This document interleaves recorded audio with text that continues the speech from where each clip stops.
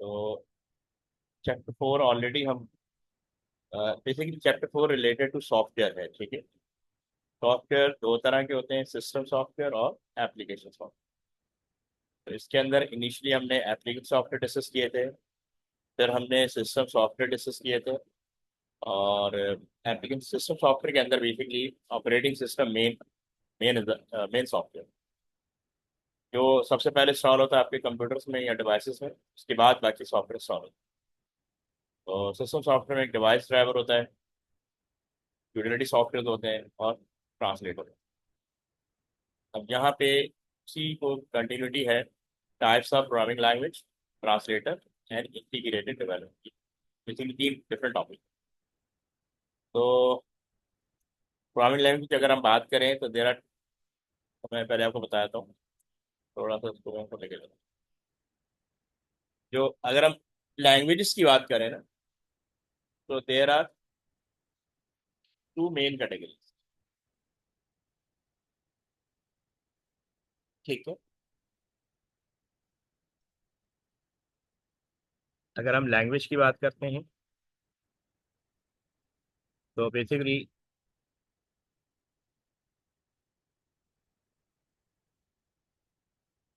यहाँ पे तो दो तरह की लैंग्वेजेस होती हैं। एक होती है हाई लेवल लैंग्वेज और एक होती है लो लेवल। हाई लेवल जो है वो nearest to human, nearest to human होती है, और ये nearest to hardware.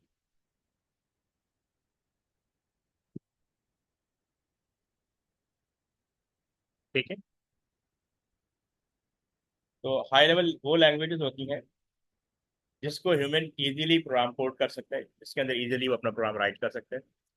Low level are difficult language. ठीक है।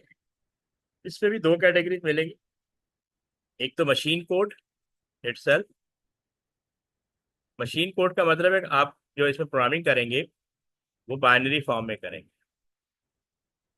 और दूसरी इसकी असेंबली लैंग्वेज होती है।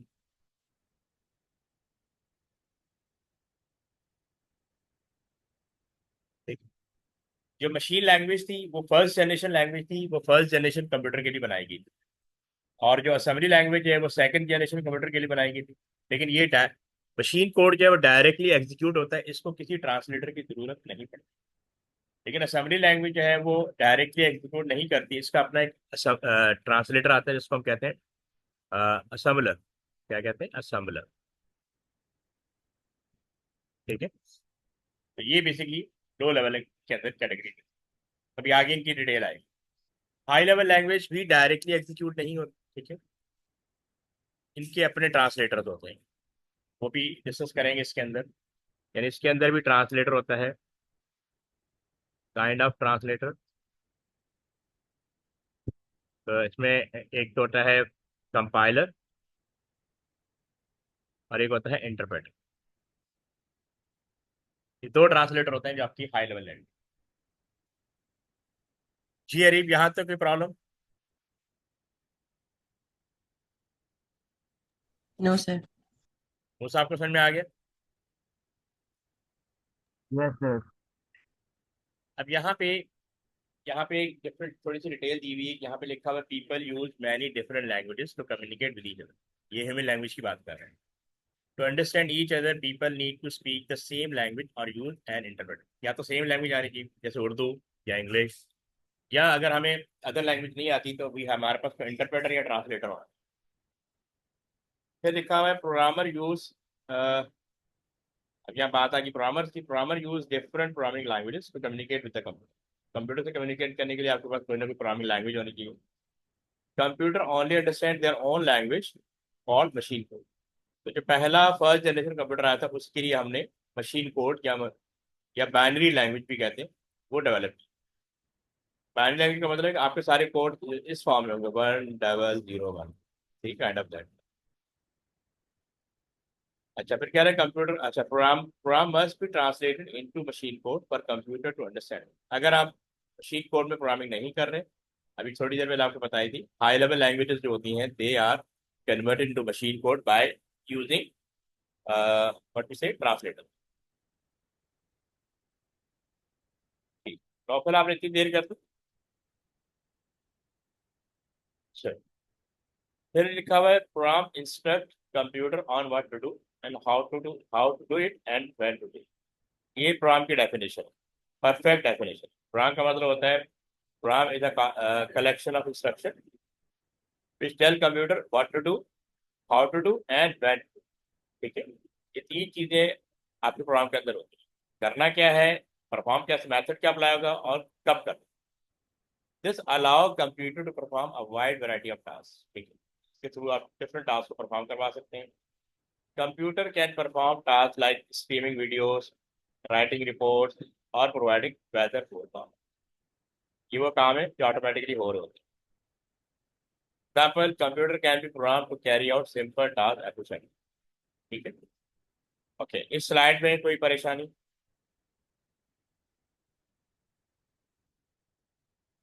ठीक है, आगे बढ़े।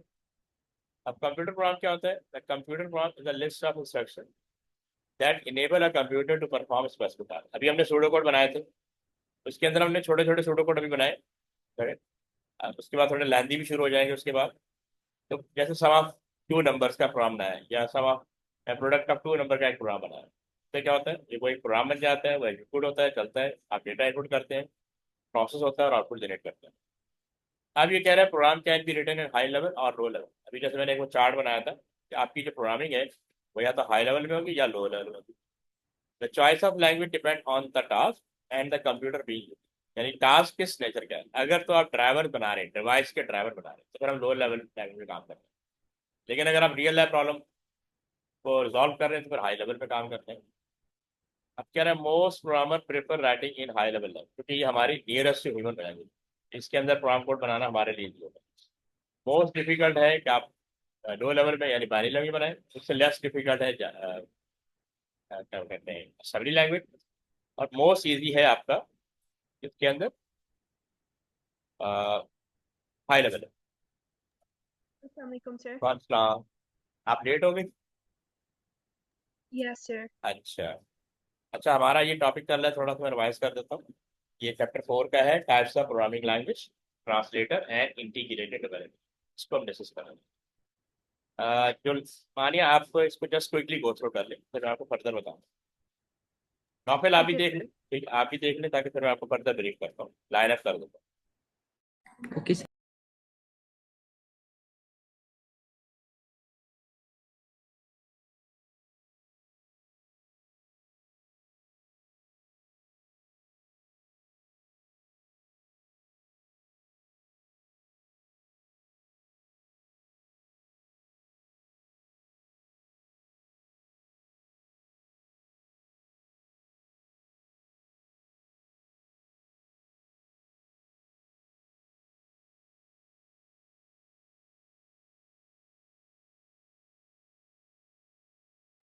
done, sir.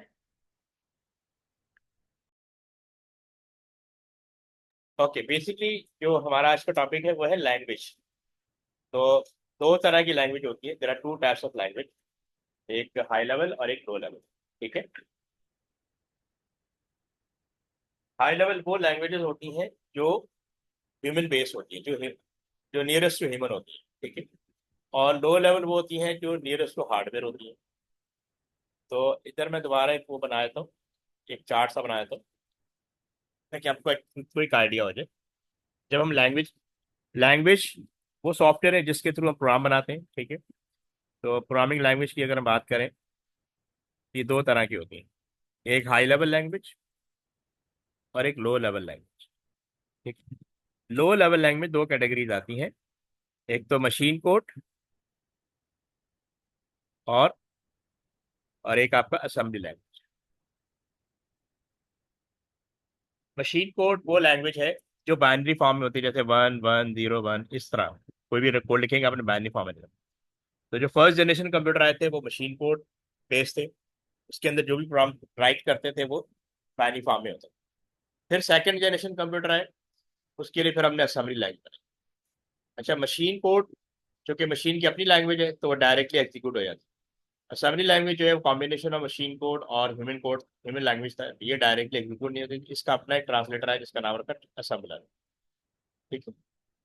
फिर थर्ड जनरेशन कंप्यूटर आए, इलेक्ट्रॉनिक कंप्यूटर, उसके लिए फिर हमने हाई लेवल लैंग्वेज बनाई, जैसे जावा, विजुअल बेसिक, पाइथन। अब ये सबसे इजी, इसमें सबसे इजीएस्ट है प्रोग्रामिंग के लिए कि उसमें प्रोग्रामिंग कर सके। तो everybody can do programming, however interest. लेकिन ये प्रोग्राम भी डायरेक्टली एग्जीक्यूट नहीं थे, इसके लिए हमने ट्रांसलेटर बनाए, एक कंपाइलर बनाया और एक इंटरप्रेटर बनाया, जिनकी डिटेल भी आगे आएगी। तो there are two types of translator for high level है। ठीक है, यहाँ तक क्लियर है? Yes, sir. Yes, sir. अब ये प्रोग्राम की डेफिनेशन दी हुई है, इसको जस्ट गो थ्रू कर ले, फिर हम आगे बढ़ते हैं। ये प्रोग्राम होता क्या है।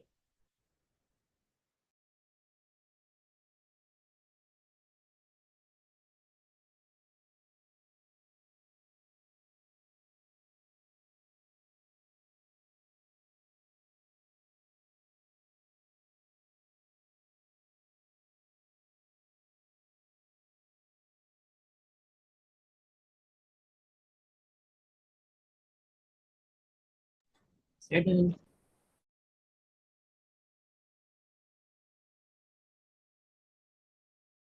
ओके, ये प्रोग्राम की डेफिनेशन समझ में आ गई सबको?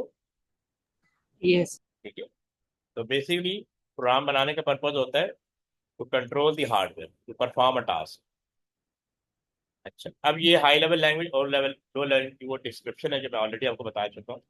यहाँ पे कह रहा है कि high level languages allow programmer to focus on solving problem without needing to understand the hardware और instruction set of the computer. इसका मतलब ये होता है हाई लेवल के अंदर हम सिर्फ प्रॉब्लम पे फोकस करते हैं। प्रॉब्लम क्या है? जैसे सम ऑफ टू नंबर हो गया, ठीक है, प्रोडक्ट ऑफ टू नंबर हो गया, या इफ देन एल्स की कंडीशन बेसिस पे हम कोई रिजल्ट प्रोड्यूस कर लेते हैं जो हम ऑलरेडी कर चुके हैं। तो उसमें हम सिर्फ प्रॉब्लम पे फोकस करते हैं। Low level language basically they are use to program device driver, ठीक है, इस तरह के प्रोग्राम जो नियरेस्ट टू हार्डवेयर हो, जिससे डायरेक्टली हार्डवेयर को कंट्रोल करना हो, उसके लिए हम लो लेवल लैंग्वेज यूज करते हैं। तो नॉर्मली हम ज़्यादा फोकस हमारा हाई लेवल लैंग्वेज पे होता है। अब ये कह रहा है मैनी हाई आर पोर्टेबल। अब पोर्टेबल का मतलब ये है कि अगर आप अपने लैपटॉप पे या कंप्यूटर पे कोई प्रोग्राम बनाते हैं, that can run on another machine also, meaning they can be use on different types of computer, यानी डेल का हो, एचपी का हो, किसी भी कैटेगरी का हो, वो प्रोग्राम वहाँ पे चल जाएगा। लेकिन लोअर लेवल लैंग्वेज ये इशू है कि जहाँ पे आप प्रोग्राम कोड बनाएंगे उसी पे रन होगा, उस किसी और मशीन पर रन नहीं होगा, वो नॉन पोर्टेबल है। High level language are designed to be user friendly. So user friendly is because it is in our language, we know that language, with statements that are easier to understand compared to low level language. यहाँ पे इन्होंने वो दिया हुआ है, अगर आप इसमें देखें एग्जाम्पल, ये वाला, ये एक सिंपल सी हम ऑलरेडी कर चुके हैं। Sum is equal to first num plus second. तो अब sum is the result, first num पहला इनपुट हुआ और सेकंड नम सेकंड इनपुट हुआ। अब प्लस कर रहा है, ये ऑलरेडी हमने पहला, हमारा छोटे का पहला प्रोग्राम भी यही होता है। ठीक है, तो इसी से हम स्टार्ट करते हैं। फिर हम बताया कि नहीं, how easy to write this kind of, लेकिन यही प्रोग्राम अभी आगे आएगा कि अगर मशीन लैंग्वेज में लिखा है तो वो कितना डिफरेंट है, और असेंबली लैंग्वेज में लिखा है तो वो कितना डिफरेंट है। यहाँ पे कुछ एडवांटेज दिए हैं, advantage of high level language, easier to read है, अंडरस्टैंड है, as they are closer to English. ठीक है, जैसे अगर किसी ने पाइथन पे काम किया हो उसको आइडिया होगा, जावा पे काम किया, विजुअल बेसिक पे काम किया हो उसको आइडिया होगा कि हाई लेवल लैंग्वेज में प्रोग्रामिंग करना ईजियर होता है। फास्टर टू राइट है, ज़ाहिर है मुझे बाइनरी में नहीं सोचना पड़ रहा है, क्योंकि बाइनरी में वही प्रोग्रामिंग कर सकता है जिसने मशीन बनाई है, और ये फर्स्ट जनरेशन में ही पॉसिबल था। Easier to debug during develop, debug का मतलब होता है कि आप जो भी आप प्रोग्राम कोड बना रहे हैं उसमें से एरर को फाइंड आउट कर दें। ठीक है, simpler to maintain once in use मैंने इसकी जो यानी आप इसको मेंटेन करके रख सकते हैं, जब फर्दर अपडेट कर सकते हैं एक दफ़ा अगर ये बन जाए। कह रहे popular high level include C plus plus, Delphi, Java, Pascal, Python, सबके आपने नाम सुने होंगे, Visual Basic and many more. Once a programmer learn to code in one high level language, they can easily transfer those skills to other high level। अगर आप किसी एक language में आपको एक्सपर्ट कर ले, जैसे पाइथन में कर दिया, तो आपके लिए काफ़ी ईजी है विजुअल बेसिक में भी काम करना, क्योंकि बहुत सारी चीज़ें कॉमन होती हैं, लूप्स कॉमन होते हैं, कंडीशंस कॉमन होते हैं, स्टेटमेंट, बहुत सारे कॉन्सेप्ट होते हैं जो कॉमन होते हैं, सिर्फ सिंटैक्स का फर्क होता है, उसको इम्प्लीमेंट करने का मैथड डिफरेंट होता है। यहाँ तक क्लियर है? इस स्लाइड में किसी को परेशानी? एनीबॉडी? No, sir. अब ये देखें लो लेवल लैंग्वेज, यहाँ पे एग्जांपल दी हुई बाइनरी कोड। अब वही इंस्ट्रक्शन जो हमने पीछे sum is equal to sum num one plus num two था, वो यहाँ पे इस तरह राइट किया गया। ये बाइनरी कोड लिखा हुआ है, इंस्ट्रक्शन है ये फर्स्ट सम लिखा हुआ है, ठीक है, ये सेकंड इंस्ट्रक्शन, ठीक है, ये बाइनरी अंदर और हेक्साडेसिमल। क्योंकि कंप्यूटर सिर्फ बाइनरी को अंडरस्टैंड करता है, आप किसी भी लैंग्वेज प्रोग्राम कर लें, उसको कन्वर्ट होना होता है बाइनरी, कंप्यूटर इस फॉर्म में कन्वर्ट करता है फिर उसको अंडरस्टैंड करता है। जैसे यहाँ लिखा हुआ है कि low level language are closely related to specific architecture and hardware. अब आर्किटेक्चर का मतलब है कि हर हर वेंडर या हर मैन्युफैक्चरर जो कंप्यूटर बनाता है उसका अपना एक आर्किटेक्चर होगा। तो लो लेवल लैंग्वेज जिस आर्किटेक्चर में आप काम करेंगे उसी मशीन पे वो रन होगा, तो ये नॉन पोर्टेबल है। They can refer to machine code, binary instruction और assembly language which must be translated into machine code. सिर्फ बाइनरी कोड डायरेक्टली एग्जीक्यूट होता है, binary code. Machine assembly language directly execute नहीं होता है, इसका अपना ट्रांसलेटर होता है जिसको हम कहते हैं असेंबली लैंग्वेज, ठीक है। Programmer rarely write in machine code due to difficulty and complexity in data manipulation and storage management, ठीक है। Example of adding two number in machine code binary और hexadecimal consist of several complex statement, ठीक है। देखें several, अभी एक simple सा programme था उसकी 3 लाइन हमने लिखी है, तो ये प्रोग्राम लार्ज हो जाएगा तो आप सोचें how difficult to manage. Binary machine code is hard to understand, so it is often displayed in hexadecimal format but easier readable. अगर आपने अगर आपने इसको मशीन कोड में बाइनरी फॉर्म में कन्वर्ट राइट भी कर लिया तो तब भी आपको उसको अंडरस्टैंड करने के लिए हेक्साडेसिमल में कन्वर्ट करना पड़ेगा, तो आप इसको इजीली अंडरस्टैंड कर सकते हैं। ये बाइनरी में बहुत लेंथी कोड होता है, ठीक है, बहुत कॉम्प्लिकेटेड होता है। जी स्टूडेंट, यहाँ बताएं, यहाँ तक इशू किसी? No, sir. माने आपको क्लियर है? Yes, sir. नौफिल, आपको क्लियर है? जी सर। तो यहाँ पे डिफरेंसेस दिए हुए between high level low level, इसको जस्ट गो थ्रू कर लें क्विकली, अगर कोई इशू होगा तो हम डिस्कस कर लें। या 3 मिनट्स।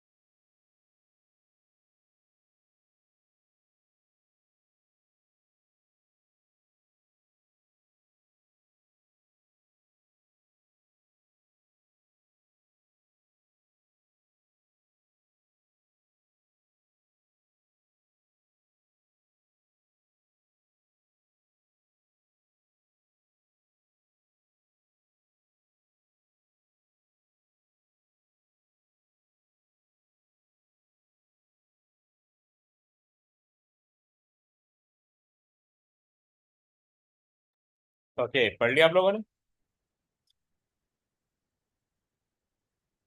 Sir.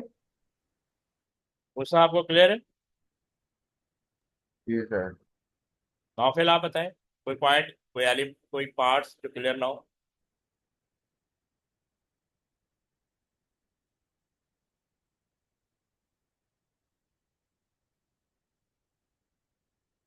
अच्छा, अब ये देखें, ये असेंबली लैंग्वेज का फॉर्मेट किया है। अब ये इंस्ट्रक्शन है LDA, पहला नंबर लोड करें, फिर ऐड करें सेकंड नंबर को एंड स्टोर करें सम के अंदर। These are variables, variable hold value during program. तो आप देखें कि अगर वो हम पीछे जाए तो वो sum is equal to first plus second, वो कितना आसान था, और यहाँ पे कितना कॉम्प्लिकेटेड हो जाता है, नंबर ऑफ लाइन इंक्रीज हो जाती है। Pure programmer write program in assembly language, यानी बहुत प्योर प्रोग्रामर होंगे जो लो लेवल पे काम करते हैं। दो प्रोग्रामर वो do so for the following reason. एक तो रीजन क्या है, to make use of special hardware, यानी हार्डवेयर से स्पेशल टास्क परफॉर्म करना हो तो आप असेंबली लैंग्वेज में काम करेंगे। To make use of special machine dependent instruction, यानी इसमें डायरेक्टली हार्डवेयर को एड्रेस किया जाता है, हार्डवेयर बेस्ड जो प्रोग्रामिंग होती है उसके लिए आप इसको यूज करेंगे, ठीक है। जहाँ पे हार्डवेयर ने डायरेक्टली एग्जीक्यूट करना हो उसको ह्यूमन इंटरफेस की जरूरत ना पड़े, to write code that doesn't take much space in primary memory, जो आपकी रैम होती है उसकी स्पेस ज़्यादा ना ले, ठीक, वहाँ पे इसको यूज़ किया जाएगा। To write code that perform a task very quick, क्योंकि डायरेक्टली एग्जीक्यूट हो जाते हैं, ठीक है। समलर भी बहुत क्विकर होता है as compare to high level language, ठीक है। डायरेक्टली एग्जीक्यूट होता है तो वहाँ पे आप इसको यूज़ करें क्विकली। फॉलोइंग, अब ये बताया हुआ कि ये मैंने आपको बताया। अब ये असेंबली लैंग्वेज के अंदर लिखा हुआ कोड है। अगर हम पीछे जाएं तो ये मशीन लैंग्वेज का लिखा हुआ कोड है। दोनों का पर्पज यही है कि दो नंबर का सम प्रोड्यूस करना है। और अगर हम पीछे जाएं तो अगर आप इसको देखें, ये वाला, this is one line of code, very easy to code, ठीक है। वहां पे आप देख लें कि कितना डिफिकल्ट हो जाता है। जी, इस स्लाइड में किसी को परेशानी, एनी कंफ्यूजन? No, sir. अब ये फर्दर उसने एक्सप्लेन किया, in order to understand this program the programmer need to know that LDA need load value of the variable in this case first into the accumulator. अब accumulator क्या है, ये हमने detail में डिस्कस किया हुआ है चैप्टर 3 के अंदर, कि एक अकोमोलेटर काइंड ऑफ रजिस्टर होता है, यानी एक स्मॉल मेमोरी यूनिट होता है जो सीपीयू के अंदर या प्रोसेसर के अंदर एग्जिस्ट करता है। इसके कहने का अब एलडीए कमांड है, जिसका मकसद है कि भाई जो वैल्यू फर्स्ट वेरिएबल के अंदर रखी हुई है, फर्स्ट वेरिएबल का नाम है, उसके अंदर वैल्यू रखी हुई, उसको अकोमोलेटर में लोड कर दी। Add value of variable in this case second to the value stored in the accumulator. तो अब सेकंड के नाम से एक वेरिएबल, उसके अंदर एक वैल्यू, उसको ऐड कर दो किसके अंदर, फर्स्ट के अंदर। अब उसका जो रिजल्ट आएगा, store, place the value of variable in this case sub by the value stored in the accumulator. तो अकोमोलेटर में जो वैल्यू रखी हुई उसको स्टोर नाम के वेरिएबल, सॉरी सम नाम के वेरिएबल में स्टोर कर दे। स्टोर, एसटीओ का मतलब स्टोर करना या ट्रांसफर करना। The assembly need to be translated into machine code using an assembler in order to run.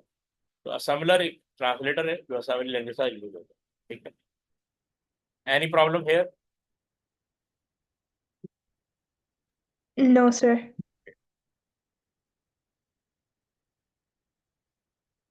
अब ये ट्रांसलेटर आ गया। तो एक ट्रांसलेटर तो वो था जो असेंबली कन्वर्ट करता है, और जो हमारी हाई लेवल लैंग्वेज होती है दे नीड ट्रांसलेटर। जैसे मैंने एग्जांपल दी हुई है, I will ask the name then store it as name variable, but first I must clear the screen. सबसे पहले स्क्रीन को एक कमांड है CLS, ये स्क्रीन क्लियर करने के लिए होता है कि पहले से अगर कोई रिटर्न है उसको राइट क्लियर कर दो। Print please inter your name, और ये आपसे इनपुट ले रहा है, इनपुट नेम्स, ठीक है जी। अब आप जो कुछ भी स्क्रीन और कंप्यूटर कर रहे होते हैं ट्रांसलेट होके आगे जाता है, देखिए बाइनरी में कन्वर्ट होगा। अभी रिसीवर एंड पे ये बाइनरी फॉर्म में आएगा, ठीक है। और इसके साथ इसको भी कहा जा रहा है प्लीज इंटर योर नेम, क्योंकि यहाँ से इंस्ट्रक्शन चाहिए और वो यहाँ से अपना क्या करेगा, अपना नाम एंटर करेगा। आपको अपनी लैंग्वेज में नजर आएगा, लेकिन ये देखिए ये सारा काम कौन कर रहा है, ट्रांसलेटर कर रहा है। ह्यूमन लैंग्वेज से मशीन कोड में और मशीन कोड से ह्यूमन लैंग्वेज का ये पूरा प्रोसेस है। अब यूसी की, Sir? हाँ बोले। Sir, what does CLS stand for? अच्छा, CLS कहते हैं, ये कमांड होती है। CLS का मतलब होता है क्लियर स्क्रीन, यहाँ लिखा होता है क्लियर स्क्रीन, क्लियर है।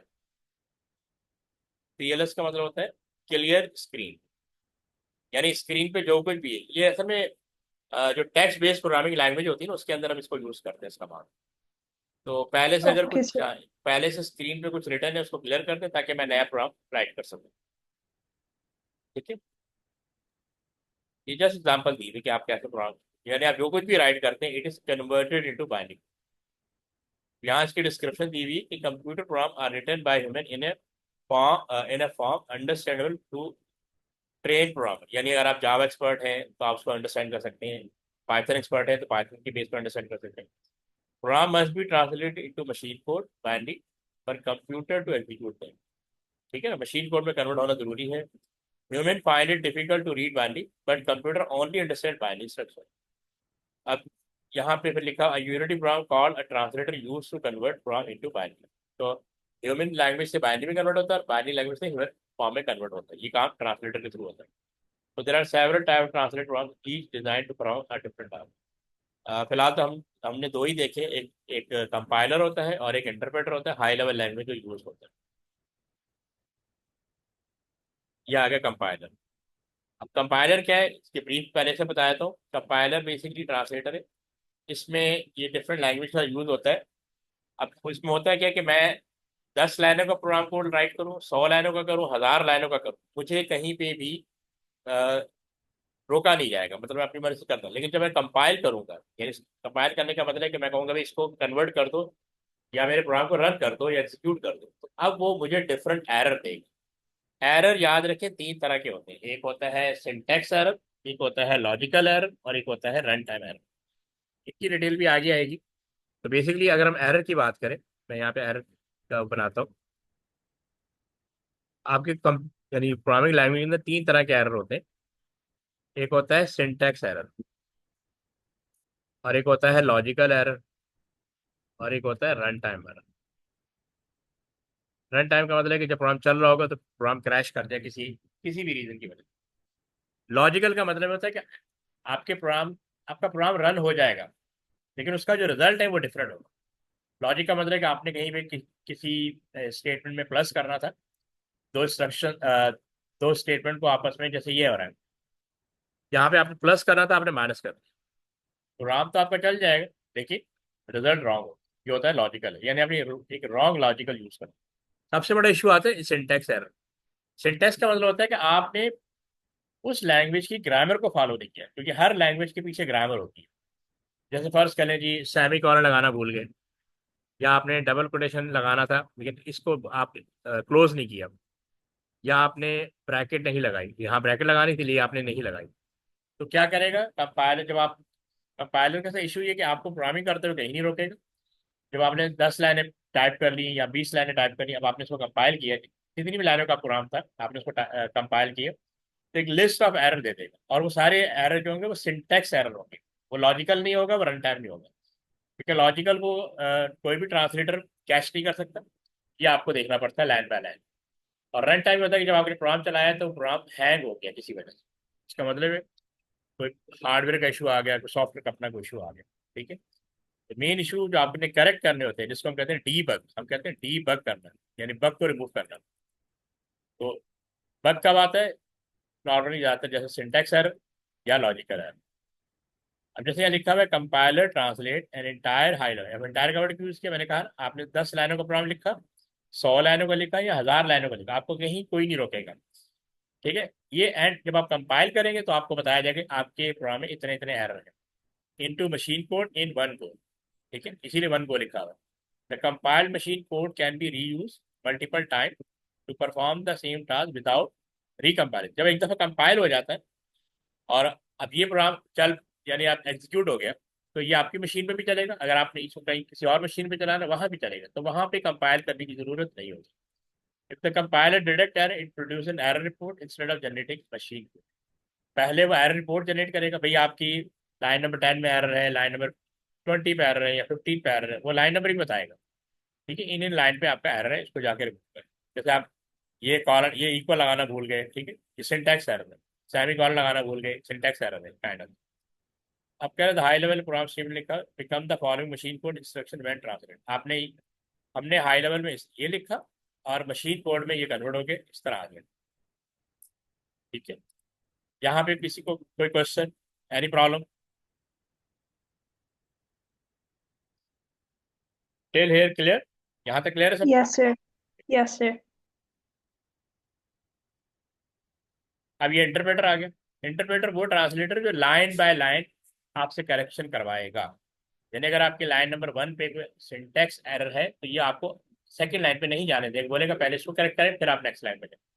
कुछ लैंग्वेज ऐसी होती है जहाँ इंटरप्रेटर भी होता है और कंपाइलर भी होता है, कुछ लैंग्वेज सिर्फ कंपाइलर होता है और कुछ लैंग्वेज सिर्फ इंटरप्रेटर।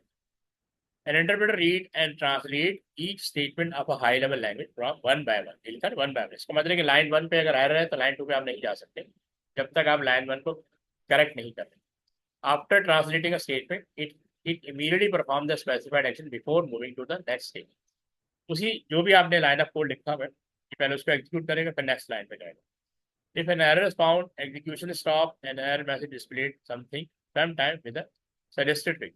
समटाइम वो आपको जो आगे जाके हम जो पढ़ेंगे इंटीग्रेटेड डेवलपमेंट, कुछ ऐसे इंटरफेस आगे जो आपको हेल्प कर रहे होते हैं कि एरर है क्या और किस जगह पे एरर।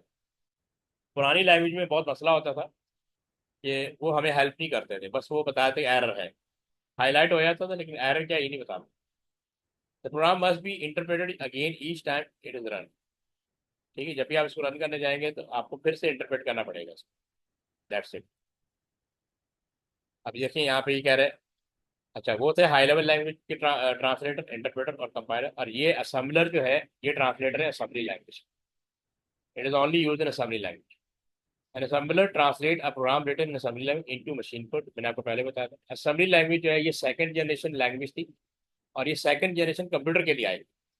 थर्ड जनरेशन में कंप्यूटर बहुत ज़्यादा मेच्योर हो गए थे, ठीक है, बहुत एफिशिएंट हो गए थे, उस वक्त फिर ये हाई लेवल लैंग्वेज बनाई गई, क्योंकि इंजीनियर्स को या साइंटिस्ट को पता था कि उस वक्त की जो जनरेशन है वो, या आने वाली जनरेशन जो है वो मशीन कोड के अंदर या असेंबली लैंग्वेज के अंदर कोडिंग नहीं कर पाएगी, इसलिए वो लैंग्वेज बनाएगी जिसको हर कोई अंडरस्टैंड कर सके। अच्छा, लिखा हुआ है the translated machine code can be directly use by computer to perform the required task. जब आपका प्रोग्राम कोड मशीन कोड में कन्वर्ट हो जाता है तो वो डायरेक्टली इंक्लूड हो जाता है।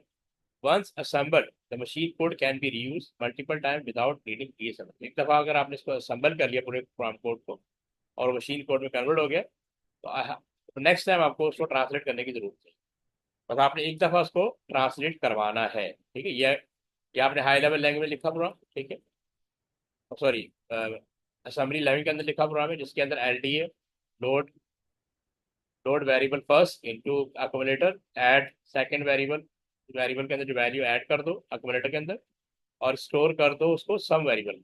यहाँ पे ये असेंबली लैंग्वेज कोड है। जब आपने असेंबलर के थ्रू उसको कन्वर्ट करवाया तो ये इस फॉर्म में दोबारा कन्वर्ट हो।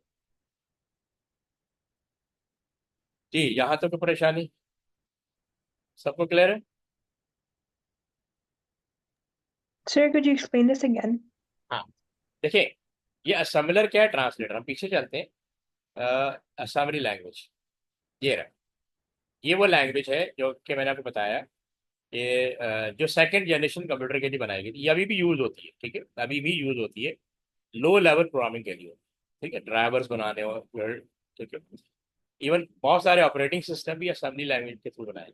ये लैंग्वेज है, इसमें कोडिंग करने के लिए आपको इस तरह का फॉर्मेट यूज करना पड़ता है, ये इसका सिंटैक्स है, ठीक है। तो ये असेंबली लैंग्वेज का सिंटैक्स है। तो ये इन्होंने जैसे हमने पीछे देखा था कि अगर मैं अपनी लैंग्वेज में कन्वर्ट करूंगा, कोई प्रोग्राम राइट करूंगा, तो ये देखिए, ये हाई लेवल लैंग्वेज के अंदर आप इस तरह कोडिंग करेंगे, ठीक है, उन्होंने एग्जाम्पल दिए।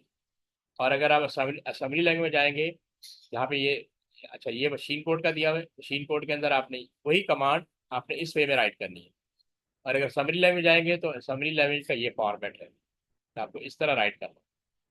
प्रॉब्लम सिर्फ ये, अब ये डायरेक्ट, ये वाला प्रोग्राम डायरेक्टली एग्जीक्यूट नहीं हो सकता क्योंकि इसमें human word involve, specific word involve. उसके लिए आपको ट्रांसलेटर चाहिए जिसका नाम है असेंबलर। असेंबलर पे चले जाते हैं। Assembler is a kind of translator, ठीक। Assembler is a kind of translator जो कि कन्वर्ट करता है असेंबली लैंग्वेज को मशीन लैंग्वेज में।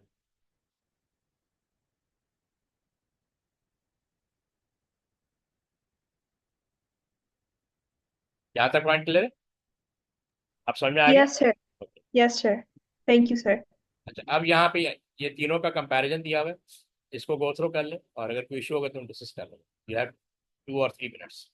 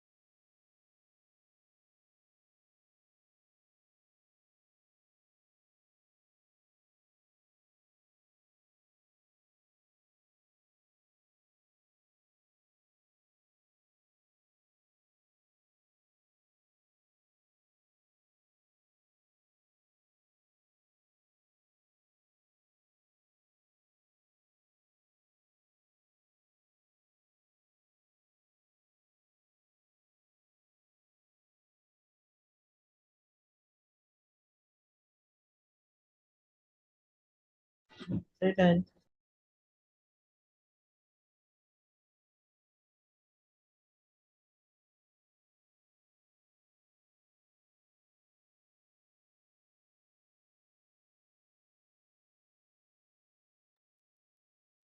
ओके, अरीफ समझ में आ गया आपको?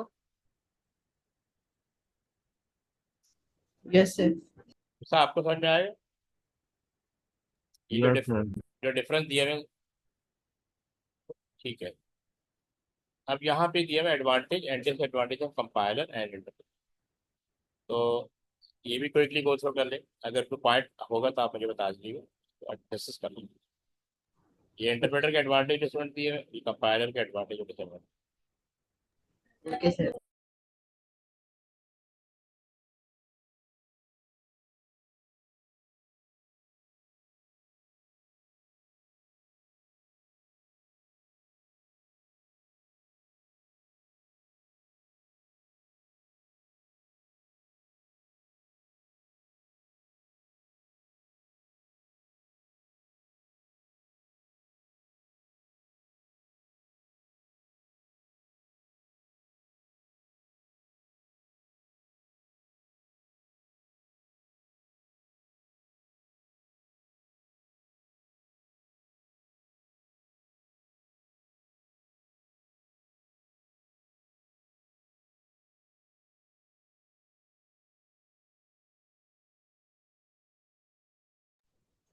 Done.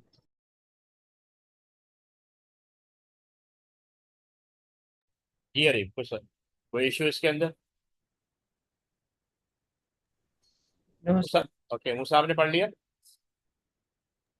Yes sir.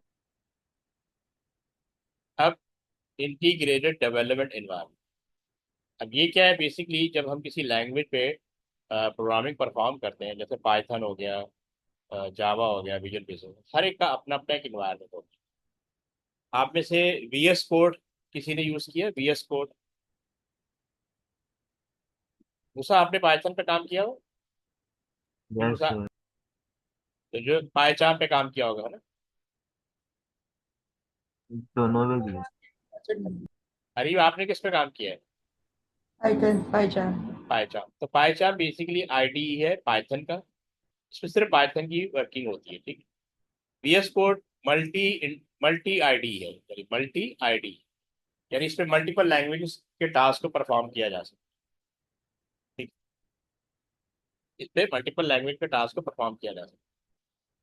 तो ये जिस इन्वायरमेंट पे आप काम कर रहे होते हैं उसको हम कहते हैं आईडी। इंटीग्रेट का मतलब होता है कि यहाँ पे बहुत सारे टूल वर्क टुगेदर कर रहे होते हैं जो आपको हेल्प करते हैं ड्यूरिंग प्रोग्राम। जैसे लिखा हुआ ID, a tool use by programmer to assist in writing and developing programs, ठीक है। एक तो ये different IDs available. Some support only one programming language, while others support multiple languages.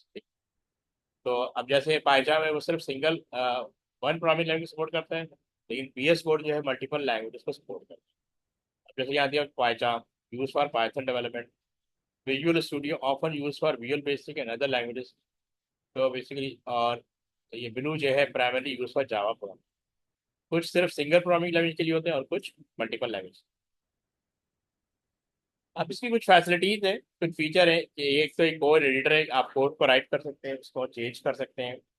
इसके अंदर ट्रांसलेटर अवेलेबल होता है आपको, run time environment with debugger, ठीक है। डीबगर भी होते हैं जो आपको हेल्प करते हैं डीबग करने में, लॉजिकल और क्या कहते हैं सिंटैक्स को। एरर डायग्नोस्टिक की फैसिलिटीज है, auto completion, auto correction and auto documenter and print time. ये सारे फीचर हैं जो बेसिकली आपको हर तरह के आईडी में अवेलेबल है।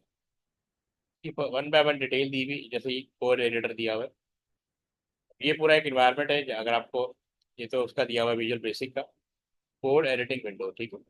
A code editor allow a program to be written and edited without the need to use a separate text editor, ठीक है ना।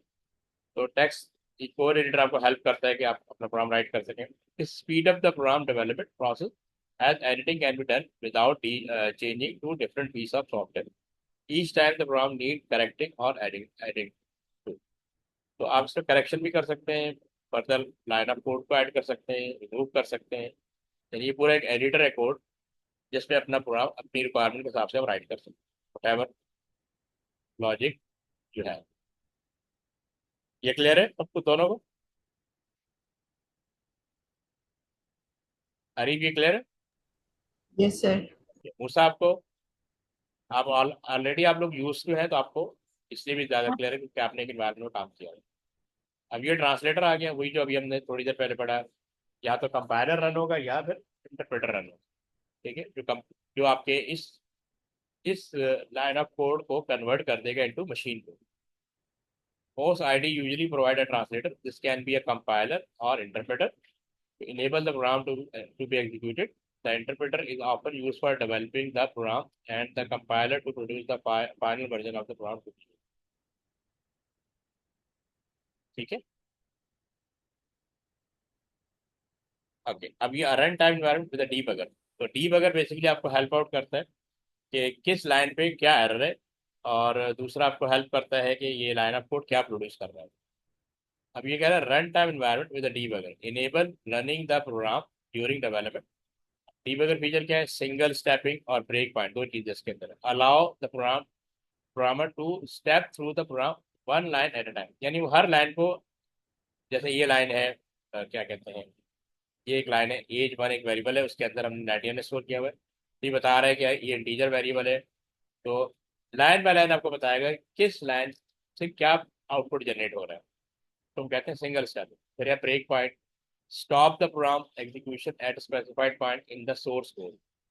तो अब ये ब्रेक पॉइंट क्या करता है बेसिकली, कि उस जगह पे रोक, अब आपको प्रोग्राम चला रहे हैं, आपको समझ में नहीं आ रही प्रोग्राम रुक कहाँ रहा है, क्यों रुक रहा है। ये ब्रेक पॉइंट बताएगा कि यहाँ पे प्रोग्राम आपका आगे नहीं जा रहा। ठीक है, report window display the content of variable and expression evaluated at break point। सारे वेरिएबल डिस्प्ले करेगा कि जो जिसकी वजह से आपको पता लग जाएगा कि बेसिकली प्रोग्राम ब्रेक कहाँ से हो रहा है और आगे क्यों नहीं जा रहा है। इसका पर्पस क्या? Help identify logic error and verify that the program works as intended. तो लाइन बाय लाइन जब आप आउटपुट चेक कर रहे होंगे तो उसका जो भी हर लाइन का रिजल्ट दे रहा होगा, तो आपको आइडिया हो जाएगा किस लाइन पे वो रिक्वायर्ड रिजल्ट नहीं आ रहा, जिसकी वजह से प्रोग्राम रिक्वायर्ड आउटपुट जनरेट नहीं कर रहा। ठीक है, तो ये डी वगैरह आपको ये दो चीजें दे रहा होता है, एक सिंगल स्टेपिंग और ब्रेक पॉइंट। ठीक है, तो अब फिर है error diagnostic and auto correction. Error diagnostic and auto correction. अभी कह रहा है error diagnostic and auto correction क्या है? Provide real time error detection while coding. तो रियल टाइम मतलब जिस वक्त प्रोग्रामिंग कर रहे हो उस वक्त ये आपको हेल्प करेगा, करेक्ट करने में हेल्प करेगा। नॉर्मली सिंटैक्स एरर को करेक्ट कर रहा होता है। Detect potential error as the code is type. जब सेमीकोलन लगाना बोलेंगे वहां पे मार कर्सर ब्लिंक करना शुरू कर देगा या उसको रेड कर देगा, ग्रीन कर देगा। Alert the programmer immediately, suggest correction for the identified error. तो बेसिकली आपको सजेस्ट भी कर रहा है यहाँ, बल्कि हाईलाइट करेगा कि इस जगह पे कोई एरर है, इसको करेक्ट कर दे। बेनिफिट क्या है? Many error can be found and corrected during writing and editing, reducing issues before running the program. कि आपके लिए बड़ा डिफिकल्ट होगा खुद से जाके एरर को फाइंड करना, उसे करेक्ट करना। जब आप वो हाईलाइट कर रहा होगा तो आपको आइडिया रहेगा लाइन नंबर 15 पे एरर है, उसको करेक्ट करना। फिर आप खुद से फोकस करेंगे, आइडेंटिफाई करेंगे वहाँ पे इशू क्या है। ठीक है, जैसे ये दिया यहाँ पे आपको देखें एरर अंडरलाइन इन रेड, अगर एरर है तो उसको रेड कर। अब आपको पता लगे कि इस लाइन पे एरर है, उसको मुझे करेक्ट करना। सजेस्टेड करेक्शन के आप इसको कि करेक्ट यानी क्या करना है, यानी ब्रैकेट एक्स्ट्रा ब्रैकेट लगी हुई है तो एक्स्ट्रा ब्रैकेट रिमूव कर दें। तो आपको सजेशन भी दे रहा होगा, extra bracket, semi colon missing, इस तरह का है मैसेज दे रहा होगा। ऑटो कंप्लीशन के code editor can offer context sensitive prompt with text completion for variable name and reserve word. Sometime होता है, अगर आपको याद हो पाइथन के अंदर भी होता है, डॉट प्रेस करते हैं तो एक मैन्यू पर हो जाता है, ठीक, कॉलन प्रेस करेंगे तो एक मैन्यू अपेयर हो जाएगा। तो वो आपकी लिस्ट ऑफ कमांड शो करेगा कि इस यहाँ पे आप ये वाली कमांड यूज कर सकते हैं, आपको मेमोराइज करने की जरूरत नहीं है। उस लिस्ट से हम कमांड पिक कर लेते हैं, ये होता है ऑटो कंप्लीशन। ये पॉइंट क्लियर है? क्लियर है, यहाँ तक क्लियर है आपको? Yes sir. अब ये है auto documenter and pretty typing. Pretty typing क्या है कि बेसिकली कुछ कुछ वर्ड रिजर्व होते हैं, कुछ ह्यूमन, कुछ वेरिएबल्स होते हैं। अब देखें ये कंसोल का कलर अलग है, राइट लाइन का कलर अलग है, और जो हमने डबल कोटेशन से लिखा उसका कलर अलग है। इससे क्या होता है, हमारी रीडेबिलिटी इंक्रीज हो जाती है। ठीक है ना। तो अब ये देखो, ये कलर अलग है, मॉड्यूल के लिए अलग कलर रखा हुआ है। तो चार डिफरेंट कलर से क्या होता है, आपको प्रोग्राम रीड करने में आसानी हो जाती है। अगर ये सारे ब्लैक होते हैं तो यू मतलब आपकी रीडेबिलिटी वीक, मतलब आपको फील होता है डिफिकल्ट, यार एक एक लाइन को जाके देखना पड़ रहा है। अब यहाँ पे डायरेक्टली आपको पता लग रहा है कि जो कुछ कमेंट्स के अंदर लिखा जाएगा, डबल बटन लिखा जाएगा, वो उसका कलर ये है, ये कमांड का कलर अलग है, कंसोल का कलर अलग है। इससे आपको आइडेंटिफाई करना या प्रोग्राम को रीड करना ईजी हो जाता है। IDE can provide an auto documenter to explain the function and purpose of programming code। इसका मतलब ये होता है कि इन्होंने यहाँ पे दिया हुआ नहीं है, लेकिन मैं आपको बता रहा हूँ। जैसे हमने हर लैंग्वेज का अपना वो होता है कि कमेंट कैसे करें। जैसे पाइथन के अंदर ये होता है कि मैं हैश लगाया, ये मुझे पता है ना पाइथन हैश क्यों लगाते हैं, मुझे आपको पता है पाइथन में हैश क्यों लगाते हैं? ऐसा नहीं। लगा यूज किया आपने? अरीब आप बताएं, आपने भी यूज किया है, ये हैश क्यों लगाते हैं? हैश इसलिए लगाते हैं, ये कमेंट्स के लिए यूज होता है। मैंने ये लाइन क्यों लिखी है, ये मैं यहाँ पे राइट करूँ। दिस इज कॉल्ड ऑटो डॉक्यूमेंटर, यानी मैं ईच लाइन को कमेंट में, कमेंट ईच लाइन को एक्सप्लेन करूंगा यूजिंग कमेंट। अच्छा, जो कंपाइलर ये होता है, ये इंटरप्रेटर होता है, वो इस कमांड को पढ़ेगा, इधर जो कुछ भी आपने लिखा होगा ना, कमेंट किया होगा यहाँ पे, वो उसको रीड नहीं करेंगे। ठीक है, वो सिर्फ आपकी अंडरस्टैंडिंग के लिए। आपने हर लाइन को कमेंट करना है, ताकि यानी उसका पर्पस डिफाइन करना है कि ये लाइन ऑफ कोड आपने क्यों लिखा हुआ है। ठीक है। अब प्रिंट टाइपिंग का मतलब है कि आपके जो कीवर्ड्स होंगे उनके कलर डिफरेंट होंगे, कमांड्स के कलर डिफरेंट होंगे, जो आप टाइप कर रहे हैं उसके कलर डिफरेंट होंगे। ठीक है, यहाँ तक क्लियर? अच्छा है। मानिए Yes, sir. आपको मैं दोबारा से समराइज कर देता हूँ। ये हमारा एक टॉपिक चल रहा था, IDE, इंटीग्रेटेड डेवलपमेंट एनवायरनमेंट। आपने किसी लैंग्वेज में काम किया हो? सर थोड़ा सा किया था पाइथन पे। हाँ, पाइथन पे किया था ना। तो पाइथन पे यस। जो आपने काम किया वो पाइचाम पे किया होगा मे बी। तो जिस यस लैंग्वेज सर। के, हाँ, जिस लैंग्वेज के इन्वायरमेंट में आप काम कर रहे होते हैं ना, उसको हम कहते हैं IDE, इंटीग्रेटेड डेवलपमेंट एनवायरनमेंट। जहाँ पे आप अपना प्रोग्राम कोड राइट कर सकें, एडिट कर सकें, करेक्ट कर सकें। तो अब कुछ ऐसे IDE आ गए जो आपको बहुत ज़्यादा हेल्प करते हैं ड्यूरिंग प्रोग्रामिंग। जैसे आपने नाम सुना होगा VS कोड का, नाम सुना है VS कोड?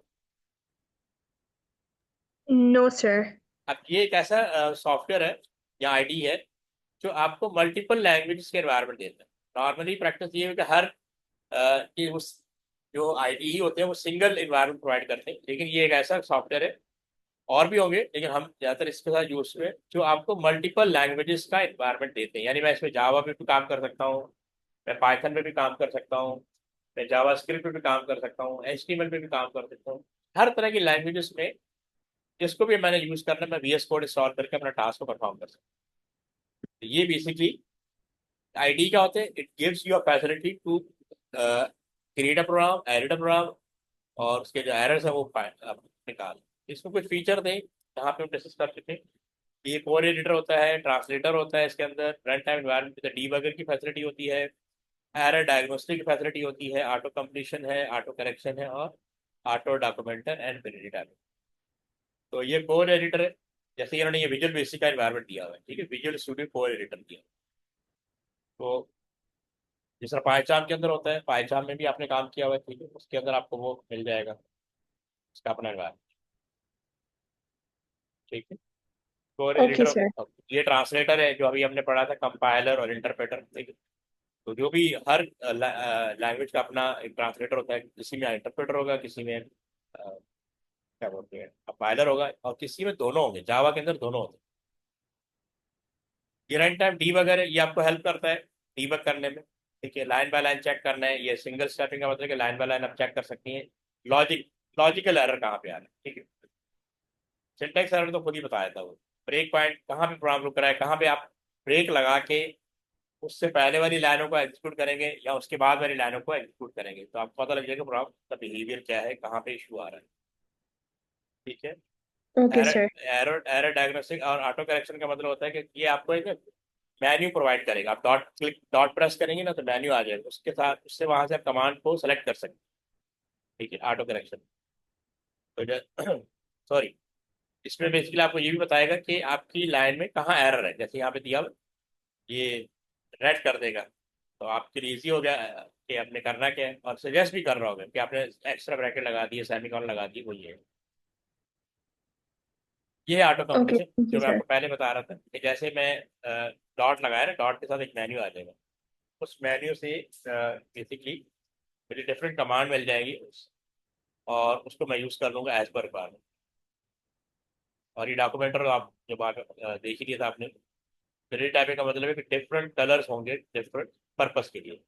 ये आपका रिटर्न वर्ड है, डबल कोटेशन में इस तरह होगा, कंसोल हमेशा इस तरह होगा, रीड की डिफरेंट कलर है, मॉड्यूल डिफरेंट कलर है। तो ये रिजर्व वर्ड के लिए डिफरेंट कलर होगा, आपके जो आप टाइप कर रहे हैं वेरिएबल के डिफरेंट कलर होगा। ठीक है, Kind of. ठीक है, okay, next. Thank you sir. ये टॉपिक आज का कंप्लीट होगा हमारा। नेक्स्ट क्लास में इंशाल्लाह इसकी एक्सरसाइज कर लेंगे। ठीक है, ठीक है सर। अल्लाह हाफिज सर। अल्लाह हाफिज। अल्लाह हाफिज़ सर। अल्लाह हाफिज।